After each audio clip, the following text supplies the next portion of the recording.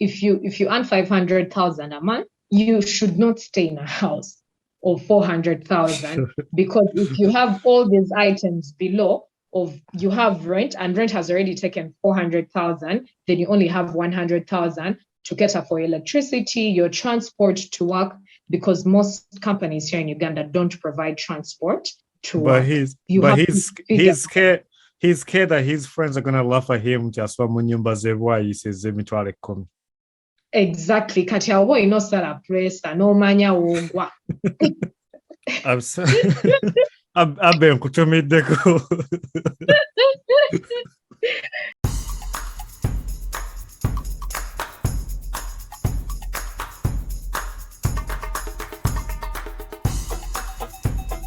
Mujevale. My name is Bane Kibuka, and welcome to another episode of the Ugandan Ball Talk Show. Tracy Mimi, welcome to my podcast. I've always wanted you to say that when you're hosting me. Welcome to my podcast. People make fun of my accent. Like, I don't know why. Like, why do all my... Because we knew you before that. So that is true. It sounds different That from is true. from the Basha we've always known. That is definitely true. And yeah, the American culture has affected me. I don't know if it's in a good way or if it's in a bad way, but it is what it is. I think it comes with staying there for a while. Of course, like, we don't expect you to stay the same. I was gonna wait. I was not gonna pronounce your name, or I was not gonna mention your name. I was gonna ask you to say your name, because I wasn't really, like, I know about you a little bit. I wouldn't say a lot, but people might think, and I was the one person, like, people might think like Tracy Mimi, like Mimi is a nickname. So, like, tell us about your name and your name, Mimi. A lot, like, every time. Now, like, my serious job, like my 5 to 9, my 9 to 5 job, like, every time I introduce myself to, like, business owners, they're always like, Mimi, is that, like, your real name? I'm like, yes, that's my real name. Yes, it's my real name. My father gave it to me, actually, way after I was born. That's why I know why he named me that.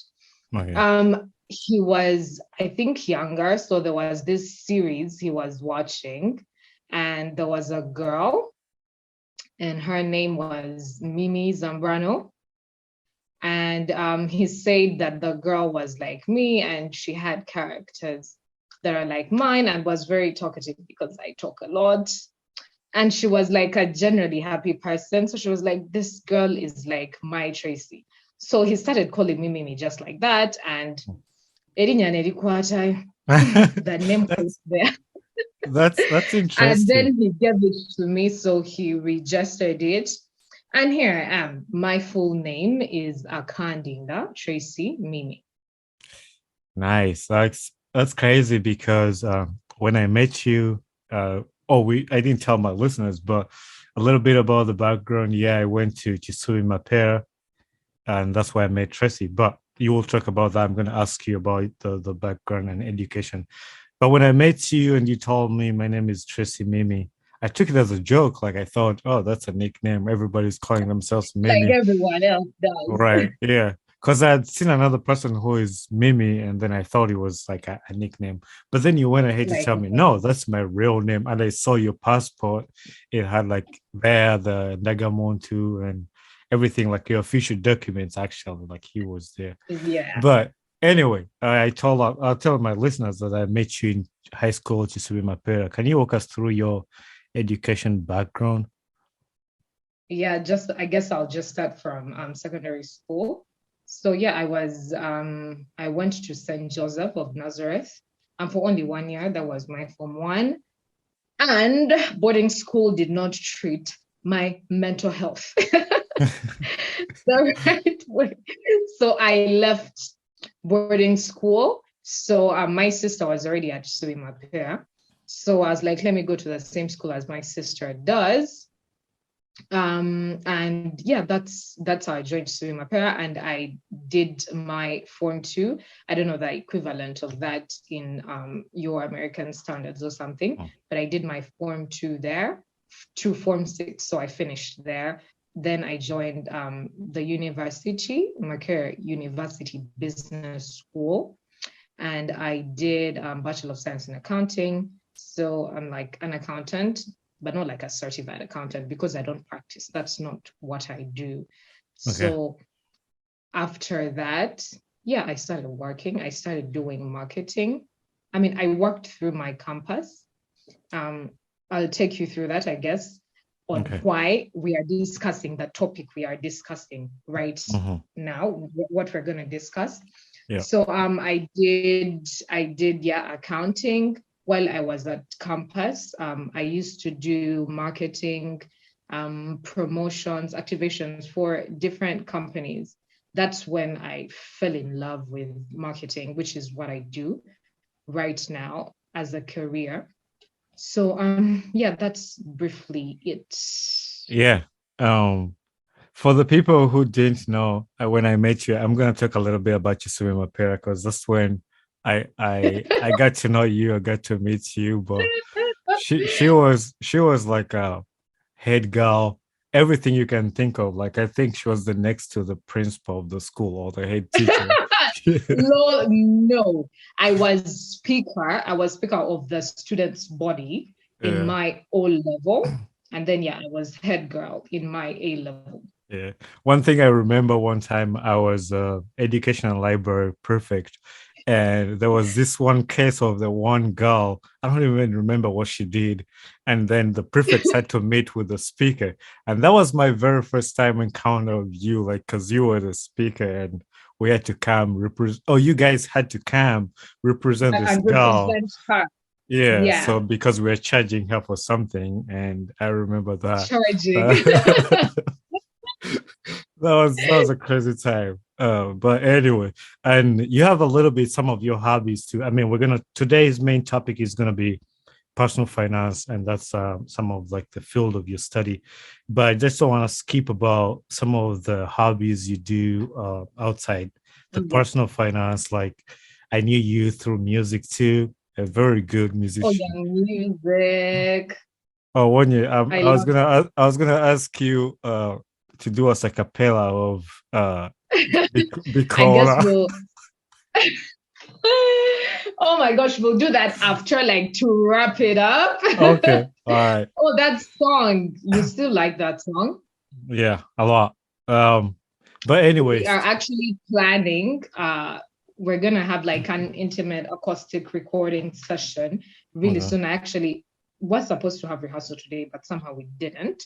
But mhm. yeah, it's gonna be I think next week. So I'll be sure to do that cover Yeah, yeah, for sure. I like it. so I that like you it. listen to it. Hopefully we'll stream it so that Yeah. people can watch it. But yeah, music is also one of your hobbies, and you really do good at it. And if you ever choose to go for that as a career, I think you will be a very good, successful at that. But I think I really do love music. yeah, I think I just don't want to be like a recording artist and be like a celeb, what those things. I just want to be like a live performing artist, not like just chill, small acoustic sessions, fewer mhm, crowds.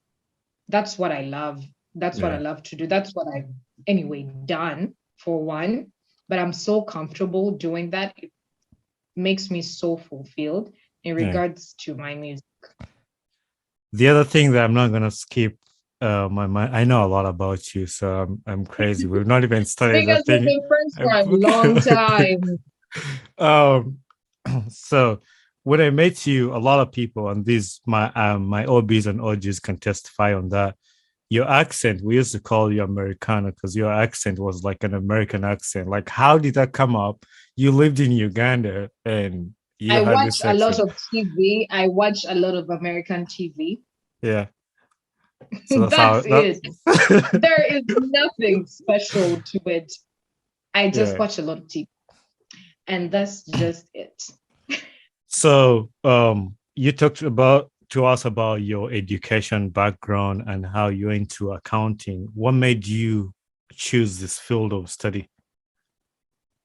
Okay, so while I was still in school, in my A level, like because I loved literature very much and I was performing really good at it. Um, Most of my literature teachers were encouraging me to do journalism and communication because as a leader, one, you're exposed to avenues where you need to communicate. Leadership in itself is communication. It involves talking to people, making sure that they actually understand what you are telling them and whatnot, and a lot of public appearances. Mm-hmm. So my literature teachers advised that I do journalism.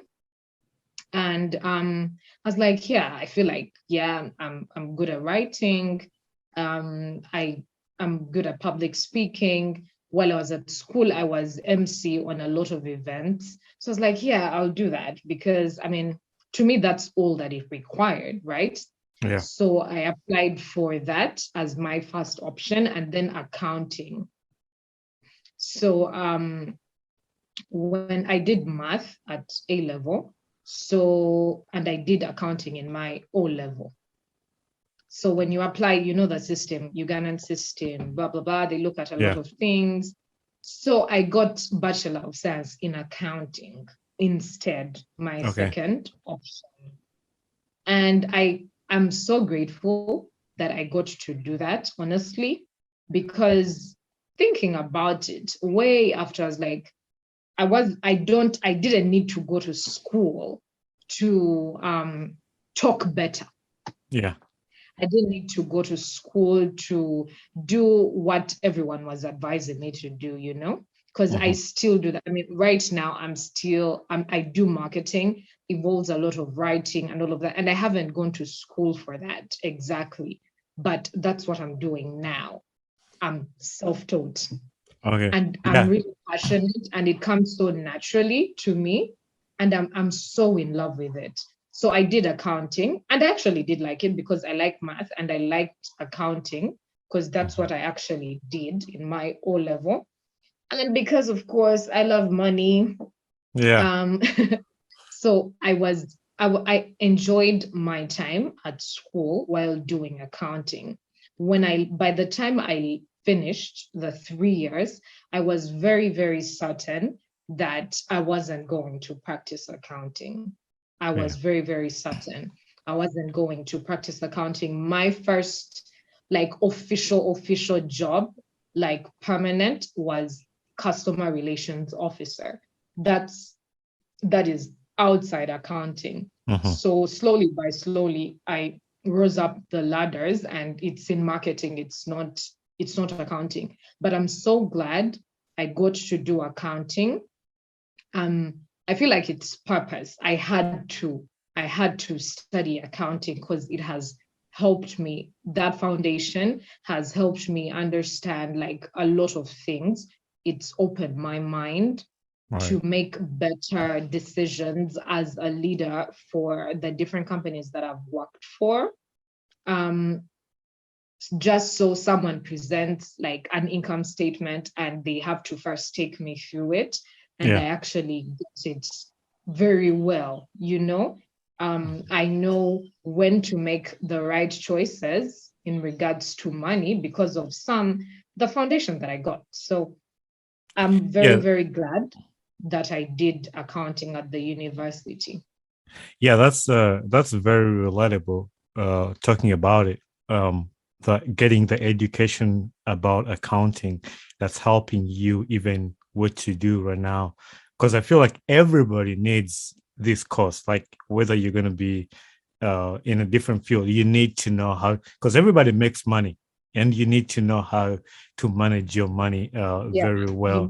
And that makes me remember, I'm an airplane mechanic, like aviation. But when I went to college, I did cross-cultural studies. I have a bachelor's degree in cross-cultural studies. And this opened my mind to learn how to relate with other people. Like, even though I'm not using my degree, like I can talk to somebody about it. I can make my relationship with other people very well. Now that we're talking about the topic of personal finance and accounting, most of the people in Uganda ignorant about finances, accounting. People just depend on their paycheck and then what they're gonna eat tomorrow. What do you think? Like why do you think most Ugandans are illiterate about personal finance? It's not taught anywhere, honestly. That like the earliest stages of our lives, we never get that sort of education. I never got that sort of Yeah. education.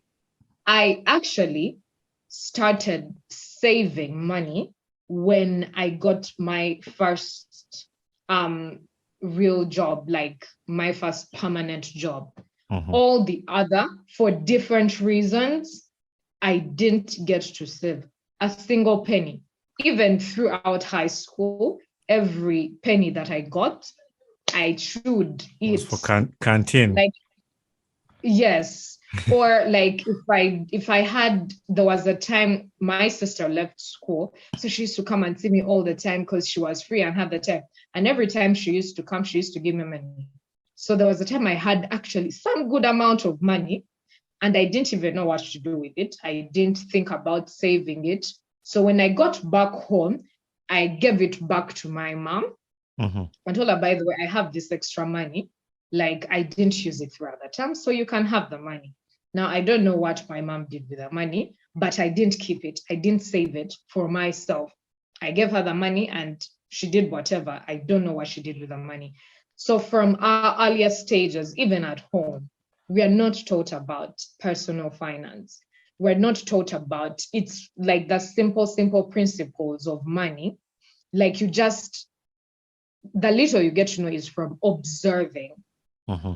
You just observe, you just keep observing, and that's all. No one will ever sit you down in a class in a Ugandan school. Yeah. Most of them, at least in my school, there was never a session about, okay, you go out there in the world and you probably have your money, or even in school, you have your pocket money. Can you save some of it? Can you, learn some principles about money? Yeah. Do you know that you can multiply the money? Do you know you can, all those different things? Nothing. We don't get education about personal finance, about money in our earliest stages throughout. Yeah, I feel like that's actually, you're mentioning something about that now. It's opening up my mind. Like that's not something we're taught in school, and I feel like kids when they go to school, they need to learn these things like how to manage your finances, because we leave school and we start like the life and we don't know. I go back to Uganda, and when things like this happen, like COVID, and people don't have money because they never save their money. So it's something that, yeah, that's a definitely good point, that I feel like schools should start teaching kids, no matter what they're there for. Like it should be at least a co-curricular activity that at least once a day the kids will sit down and learn about like how they spend their money. But also you reminded me of when we were in boarding school, there's some kids who could not eat all their like snacks and stuff, and they would take it back home. And I remember kids taking box of biscuits back home, and like, oh, they were able to save it. All of that. So it's never taught. I remember that I think the first time I've I was open to even to know about savings was with my very good friend Sarah. You know her. Nakubura. She had a shout out to Sarah Nakubura. Shout out. So she had a savings account, and that's the first time I actually got to I was like, okay, there's actually saving, there's actually this. So it's actually when I hit rock bottom, so to say, that she's the person I went to help me out, and she actually had the money. And this was around like our first year. Okay. Our first year. Like, yeah, she's the one I went to help. So that's when I got to know about that. So in regards to why people are not like, they don't know about personal finance, they don't know like the simple money management basics a lot, is because it's never, talked about in schools. And I believe that's like it's the starting point to impart anything in students, because they spend here in Uganda, students spend more time in school than they do at home. Yeah. Yeah. Yeah, that's definitely something, a big issue. And like I said, I never thought about it, but it makes a lot of sense because I spend a lot of time at school. And even like I would say to parents too, like parents should know what are the things taught in school and what things are not taught in school. But even the parents themselves, they don't know because our parents don't say, they just, because they come from the same system. Right. They come from the same system. They always figure things out when they get there. Like they come from the same system, so they will produce the same results because that's what they know. Yeah. I mean, we kind of touched it a little bit, but what do you think like somebody needs a saving account, like especially people who are in Uganda? You just mentioned like it helped you when you needed money. But what's other reason like somebody would need a savings account? Okay, so first things first. When I started, I didn't tell people about why I'm really, really, really passionate about personal finance and educating people about personal finance. So that, first of all, they don't repeat the same things that I had to go through. So while I was at school, while I was at the university, in my first year, at the end of my first year, my parents got financial setbacks. So they were not able to afford my tuition anymore, right? So at the time, like I told you, I started working. The moment I started university, I started doing those gigs, going to Usher, doing activations at different supermarkets, those kinds of things, basically weddings, everything. So at the start of my second year, end of my first year, my parents got financial setbacks. So they couldn't afford my tuition anymore. They couldn't afford to keep me in the university anymore. So of course, I didn't want to leave school, and I didn't leave school, right? So I sat down and thought about it. Like, if I leave school right now, like I'm not going to be so exposed to even get really good job opportunities. So I need to stay in school. So I started working even more to be able to pay for my school. So I had living expenses. I had my tuition. At the time I was at MOOBS, I think, I'm not quite certain, my course was, I think, the most expensive. I think, not quite sure. I stand to be corrected, but it had really high tuition. So I had to pay my tuition for the remaining 2 years.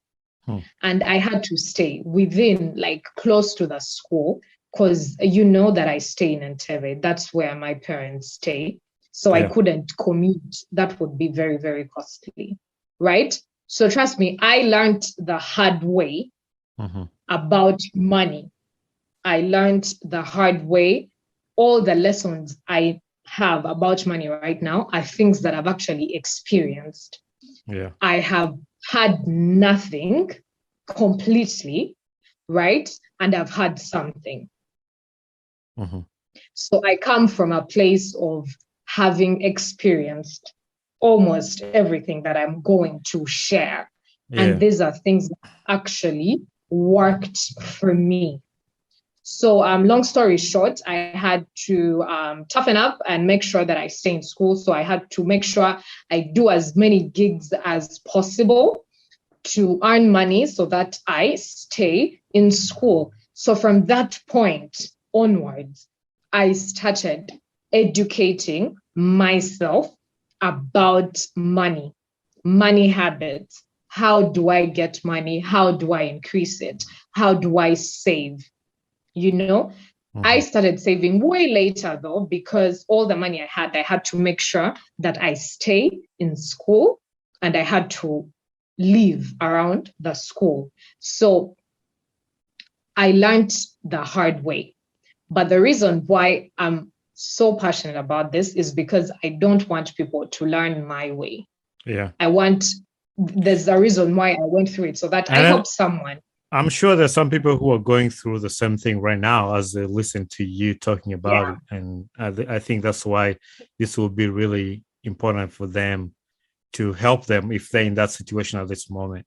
Yeah, so what they need to know is if they are exactly in the situation I was in at the time, you really have to be tough. Do not feel sorry for yourself, because there's no angel that's going to come and sweep all your problems away. You have to face them like I did. So I started taking on extra jobs, right? Doing everything. I remember I would work, like weddings would end very, very late. I'd work till late. Is that when you did the ushering stuff at some time? Yeah, that's when I used to do the ushering stuff. Okay. So I'd work at events, I'd stand almost the whole day, the whole night, come back late in the night. In the morning, I had to wake up, study, go to class, make sure I bang those good grades because I excelled. Yeah.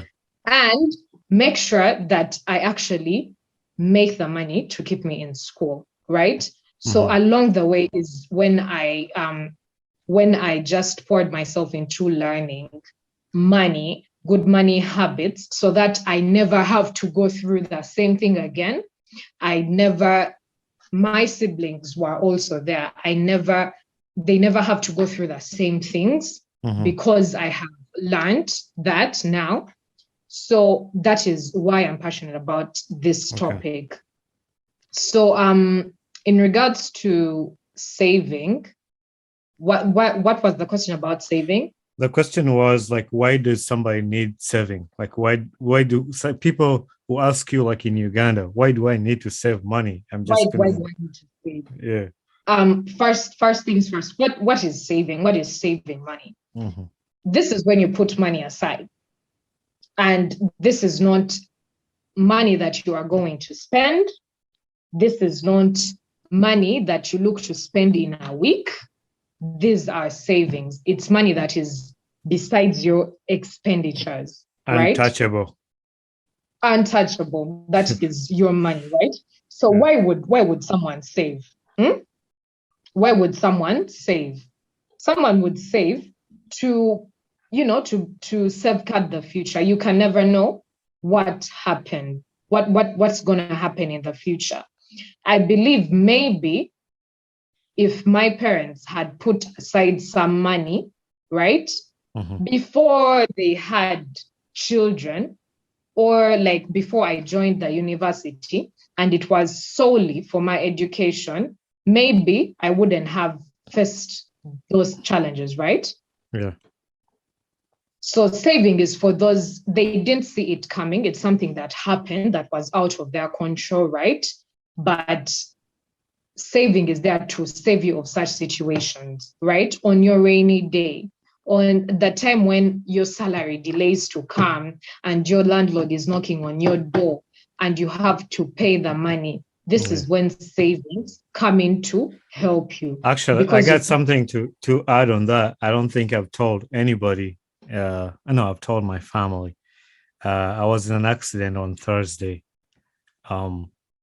And I'm glad I'm alive and I saved life, but my truck took a hit. And if I didn't have saving, I mean, the good thing we have insurance and all that, but you still have to pay some money for like the deductibles and stuff. And I had saving, I had some money aside. So like, that's one of the things you unforeseen, like something you didn't see coming. Yeah, something you're not ready for, something that you didn't think would happen. So you save to prepare for tomorrow. You can save to invest money. You can save to invest. You have maybe a business idea. It needs this amount of capital. And then you save specifically to invest. You can save and you have a particular goal in mind. It might be buying land. It might be constructing the house of your dreams. It might be school. You're saving for your school, you know? You're saving for a particular something. So usually for saving to even be any worth, you have to have a goal in mind. It helps you save when you know I'm saving to get this. I'm saving to get this. Either way, if you don't have any particular goal in mind, be it investment or buying an item, just know that you're spending for any unforeseen circumstance in the future. Mm-hmm. Anything, this money will bail you out. It's even biblical to save. I am Christian. It's biblical to save. Saving is good. It will save you on rainy days. So the major goal, why would someone save? To just prepare for tomorrow. Yeah. Tomorrow. Then all the other reasons for me come secondary: to invest, to buy an item, to an interest off of your money if you have an account, and such things. That is very good that we talked about. And I think most people in Uganda experienced this when the pandemic happened. You know, everybody started rambling around like they didn't have savings, they've used up all their money. But like things like a pandemic where there was a lockdown and people were not working, and that's when like the savings will that's help when you. It hits them that this economy is a hand to mouth. Yeah. Like you make the money and then you use it. You make the money and then you use it. So there's no plan for tomorrow. Basically, if that source of income disappeared today, which is a characteristic of most Ugandans having one stream of income and getting too comfortable with it, is tomorrow there's no plan. If that thing went away that gives you the money right now, tomorrow you wouldn't have a plan B. This is when savings come in handy. At least they will give you time to prepare, time to think without being on so much pressure of I don't even have what to eat the next day.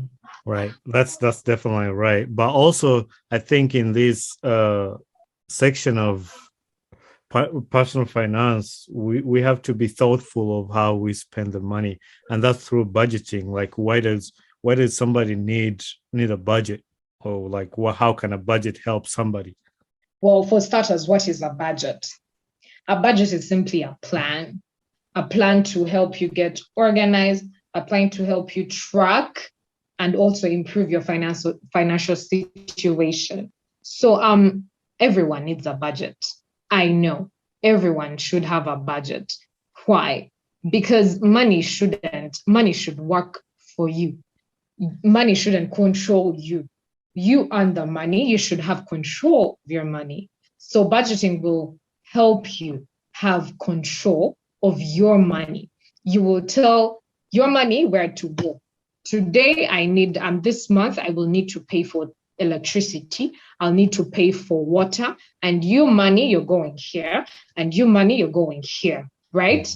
It helps you to plan, because one thing that messes people up financially is because they don't plan.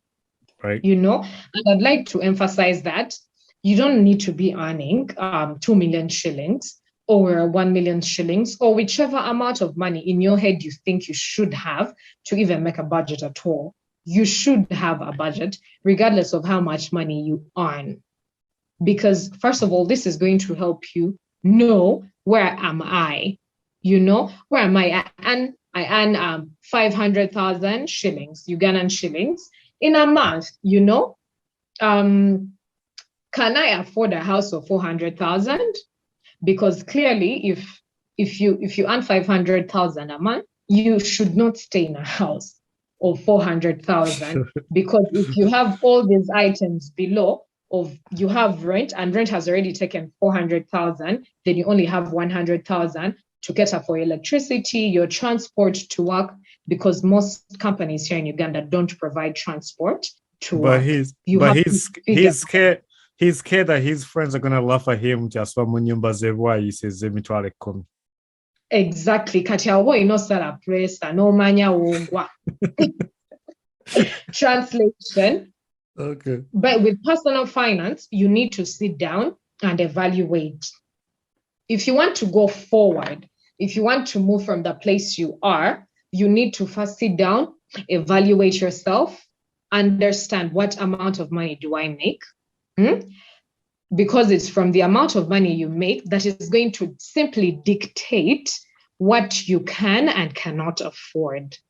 Okay. You need to be very, very honest with yourself because this requires honesty if you want to grow, your money, because personal finance is not supposed to, cringe you and keep you in one place. No, you Shout out simply to Abe. understand. I'm sorry. Abe, You're not supposed to cringe and stay. No, personal finance knowledge is supposed to help you grow. Understand where you are. Understand the simple basics. How do I move from one place to another? So while you are on this journey of improving your personal finances, you need to understand where am I right now? How much money do I make? Let me check my lifestyle. Can I afford the lifestyle I'm living? Can I afford to be waweru like that trending thing is right now because there's no more lockdown? Shout out So to there's so much Bukachimi. excitement. Shout out to There's so Bukachimi much to the excitement. There's so much excitement that could just sweep you, and then you start going out to restaurants that you honestly cannot afford, and then you start living in debt, in negatives, basically, which is not a good thing. Can you afford to go out, right? Can you afford to stay in the place you're staying, right? Can you change your lifestyle to fit where you are so that you can work towards where you want to be and not the other way around, because it will kill you while you live. There's nothing as stressful for your mental health, by the way, as living in debt, because you're going to be anxious. Like buli kiseera obeera olowooza nti waliwo agenda okukonkona nga akusaba ssente. Bonnie, translate for your American listeners. No, it's not a good feeling, Yeah. So it's very, very important that you first of all evaluate where you are. Evaluate where you are. So this is when a budget comes in handy, because before you make a budget, if it's your first time to make a budget, you need to evaluate where you are. Find out what are your expenses, and what amount of money do I make, right? Basically manya size yo, like manya woli, so that you can plan and probably get where you want to be. Very, very key. If it's any vice versa, it's not going to help you. So find out. There's an app that I use. It's called Spending Tracker. I track my expenses every single day. At the end of that day, I take a couple of minutes. I input all the expenses that I have made the whole day. At the end of that month, I will know. At the end of the week, I will know that I mostly spend on this. Where do I need to reduce? Where am I just spending for no reason instead of, buying more important things or things that I need? Or where am I impulse buying? So know where you are, and that is planning. So get organized. What are your exact expenses? What do you need to spend on this month? Can you postpone buying a smartwatch? I wanted to buy a smartwatch, and I was going to impulse buy it. But it's like, Tracy M, do you really need a smartwatch? You already have a watch, and it can do for now. You will get that smartwatch later. You get it? Because I'm not going to die if I don't have a smartwatch. Yet I have better expenses that I could put my money into that are more urgent. For example, rent, food, and all of those things. So get organized. So how much money do I bring in? Can I stop eating out to reduce my expenses? Because as much as budgeting helps you track your expenses, it equally should help you track your income. If you're not making enough, be honest with yourself and then figure out how to make more money. Yeah. A budget shouldn't only make you focus on expenses. No. Also, plan on how to make more money. so that you become better, you have a better lifestyle, the lifestyle that you actually think you deserve. So you can be an accountant in whatever profession. That Wow. profession that you are, I learned from a financial coach, Barbara Katende, add consultant to it, and then get some money, market yourself online. These days, it is so easy to actually put yourself out there and what you are capable of doing, because we're all interconnected on the internet, right? So that thing that you do, I do marketing consultant. So if anyone needs those services, I will readily offer them so that I make the extra buck, right? Mhm. And then that would be extra points for me. So when I go back to my budget, right, I will go back and then my income I will add plus this. Okay. So whenever you evaluate, in as much as you look at the expenses, I want to cut them back, look at your income. Are you growing your income? Are you growing your income? Like sit down and think through it and figure out ways to actually grow your income. While I was at campus, because all of these gigs that I used to do were not bringing in enough, I started my online store. And at the time, I was only selling crafts and watches.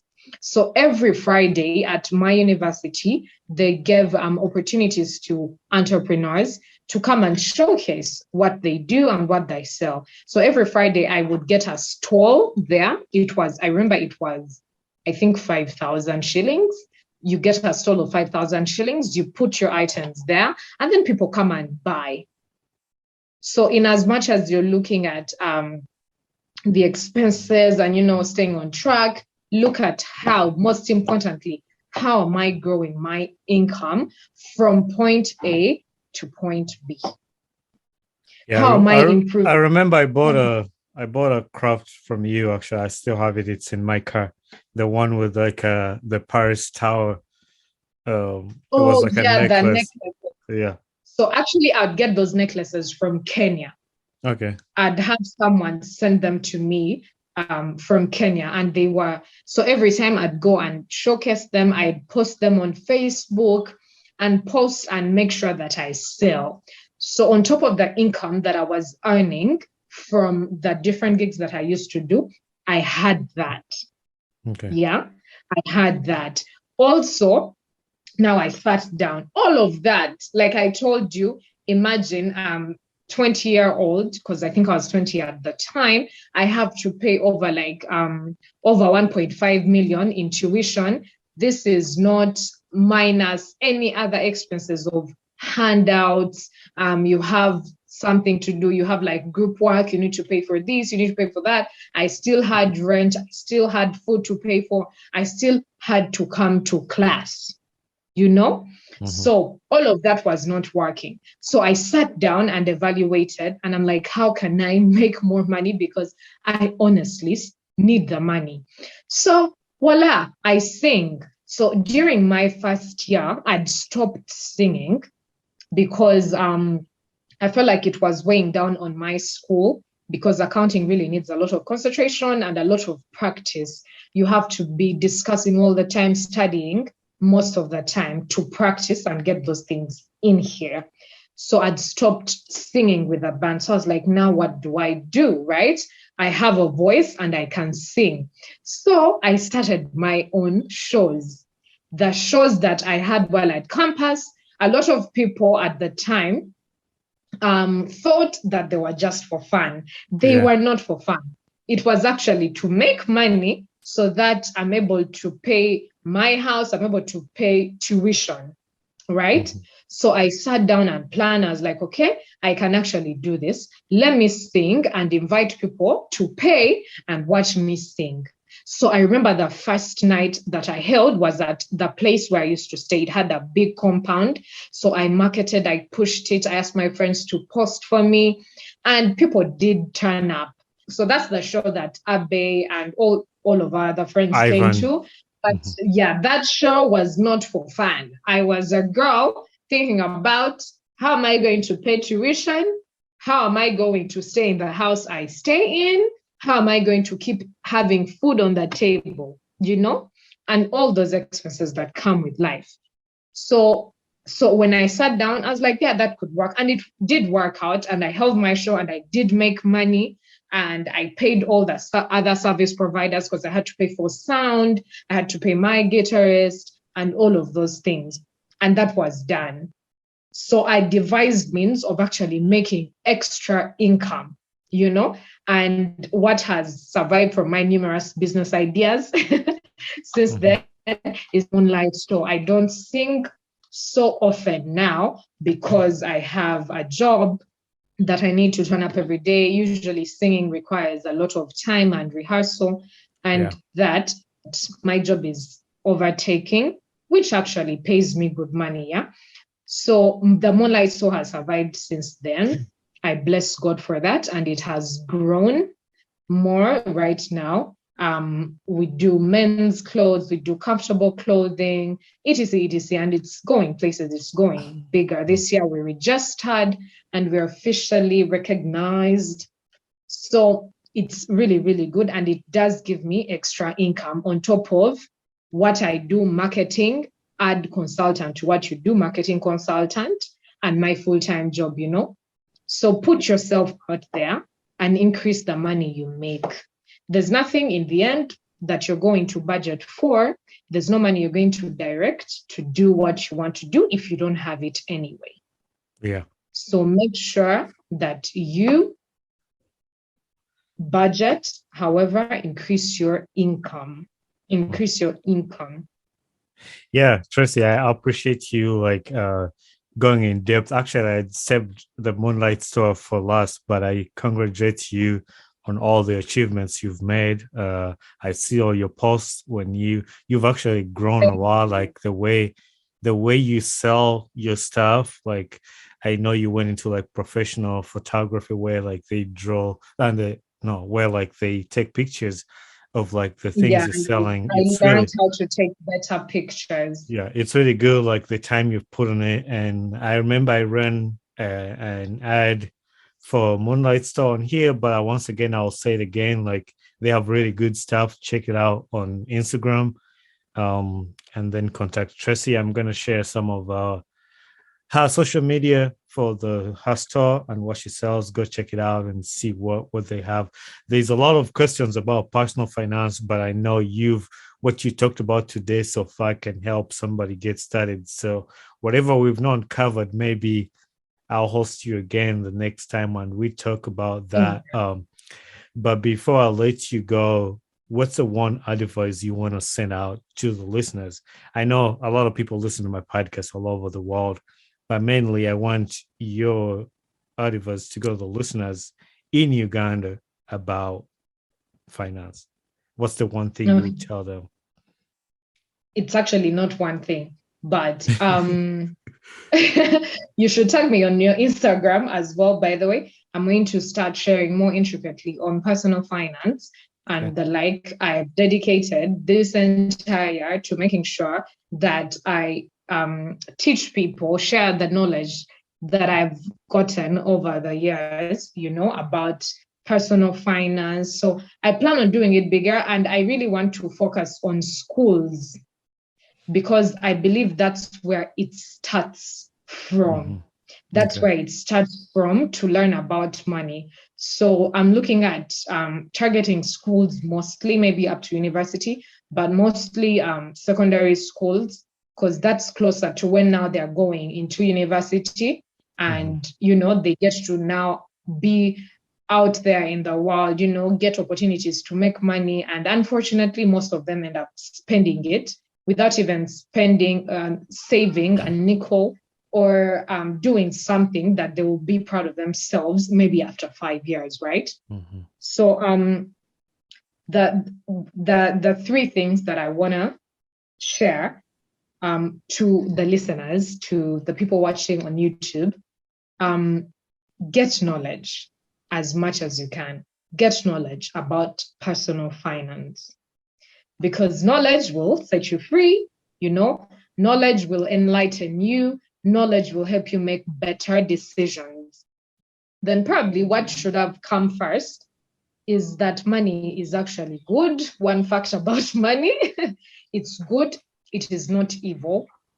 It is not, because it helps you do a lot of things, you know. I see some meme that always runs around, which we'll probably find funny, but it's actually true, that they say Oh money yeah. doesn't buy happiness, but when I buy ice cream, I am happy. So it's more or less the same thing, right?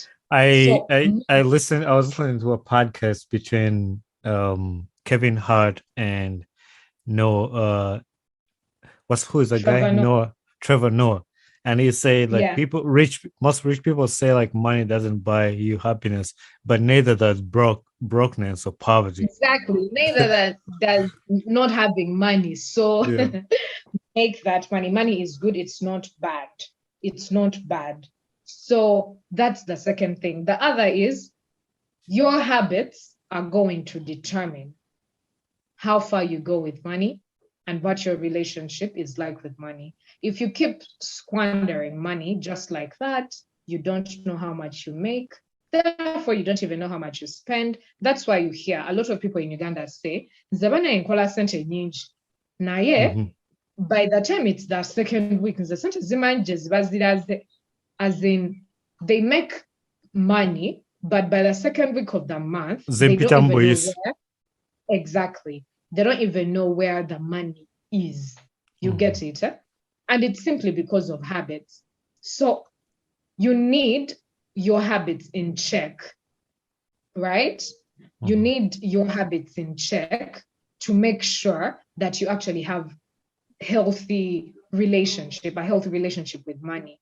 There's no day you're going to wake up and miraculously there's $1,000,000 on your savings account, yet you haven't been having a habit of probably saving 20% of your money or 10% of your money.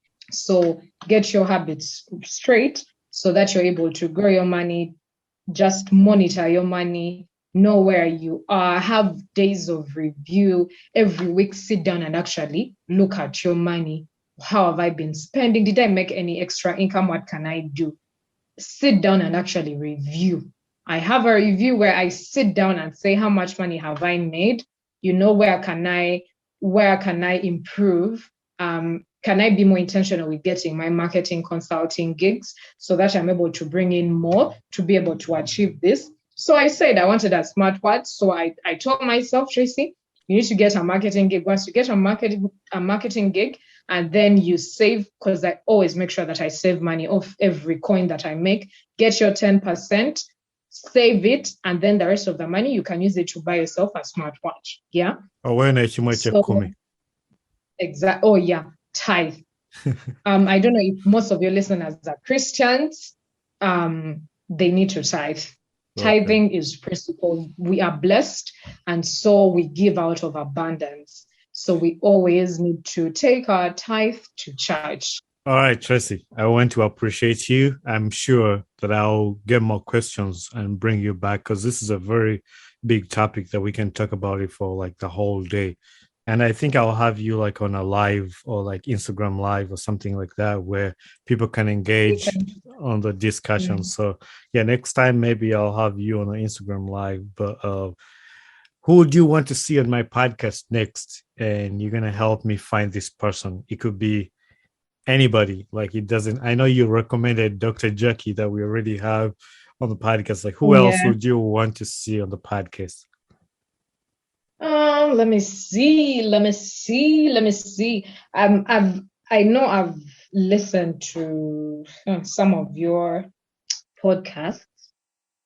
Um, I think something to do with, yeah, I have the right person actually.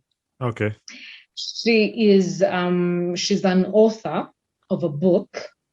It's called A Gotin Girl.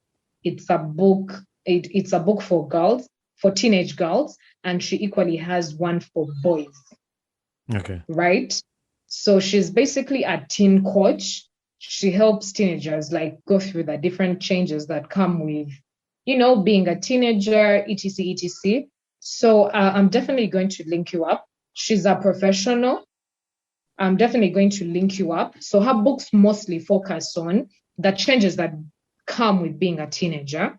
how to handle them. I have a crush. Is it a bad thing? What do I'm menstruating? Is anything wrong with me? I feel like all of those pressures and changes and emotion and physical, everything that comes with being a teenager, the books actually handle that, and she equally handles that.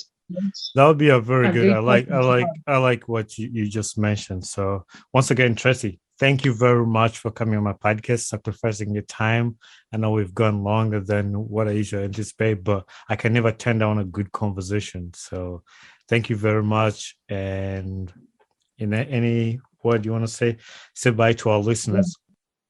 Thank you so much, Bonnie, for hosting me. This is one of the so many interviews I want to have, so many discussions I want to have this year about finances and, helping people make better money decisions. Thank you so much for having me. And I look forward for us to having those discussions where people will equally engage and ask questions and I can answer. So yeah, it's been a blessing to be here. I feel like this is one of my purpose to educate people about this so that they make better decisions. All right. Thank you very much, Tracy. See you. Bye. Bye. Hey there, I am Bonnie Kibuka, the host of the Ugandan Boy Talk Show. Thanks for watching my video and don't forget to hit subscribe and share with a friend. Tune in every Saturday at 9 a.m. Eastern Time for a new episode about my podcast. And for more information about this podcast, follow me on my Instagram page, talk_show_256.